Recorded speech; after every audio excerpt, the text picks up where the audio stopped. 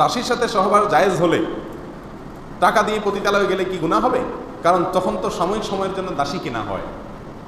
অত্যন্ত আফসোসের বিষয় যে প্রশ্নকর্তার দাসী সম্পর্কে ধারণা নাই।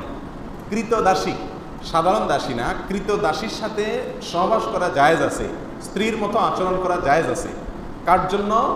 ওই কৃতদাসীর যে মালিক তার জন্য। কৃতদাসীকে তিনি মনে করেছেন কৃতদাসী মানে হলো বাসার কাজের লোক। নাউযুবিল্লাহ।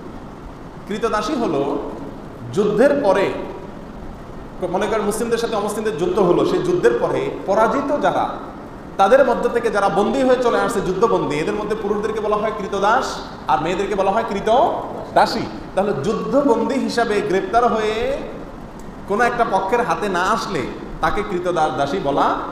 যদি একটা লোক কাজের লোক হয়, কাজের বুয়া হয়, পুরুষ হোক মহিলা হোক, সে কখনো কৃতদাসী না। কৃত দাস, কৃতদাসী যাকে ক্রয় করা হয়, বিক্রয় করা হয়, এই অপশন আছে। এখন কৃতদাসী যদি যুদ্ধবন্দী হিসাবে আসে, যে ব্যক্তির মালিকানায় আসবে, অর্থাৎ যোদ্ধাদের মধ্যে যে বন্টন করা হবে যুদ্ধলব্ধ সম্পত্তিতে, যার ভাগে পড়বে সে তার মালিক। সে চাইলে তাকে রাখতে পারে, চাইলে তাকে বিক্রিও করে দিতে পারে। এ হলো কৃতদাসী সম্পর্কিত সংক্ষেপে কথা।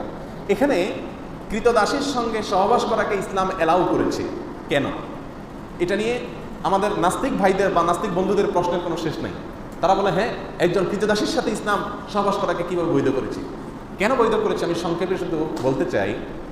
মনে করুন বাংলাদেশের মানুষের সাথে অন্য কোনো দেশের মানুষের যুদ্ধ হলো, যুদ্ধে যারা গ্রেপ্তার হয়ে বাংলাদেশের মানুষের কাছে চলে আসলো, তাদেরকে যদি পরাজিত শক্তি যারা, তারা তাদের যুদ্ধবন্দীদেরকে নেওয়ার জন্য কোনো চুক্তিতে আসতে পারলো না, যে কোনোভাবে নিতে পারলো না, ফেরত নিতে পারলো না, এখন এই লোকগুলা যুদ্ধবন্দী হিসাবে যাদের হাতে আছে তাদের কাছে কিভাবে থাকবে? ছেলেদেরটা তো যেমন তেমন কাজকাম করলো, সমস্যা নেই। মেয়েরা তো বাসা বাড়িতে থাকবে। তাহলে এই মেয়েটা বাসা বাড়িতে থাকলে তার নিরাপত্তার কোনো রাস্তা আছে? কোনো রাস্তা নেই।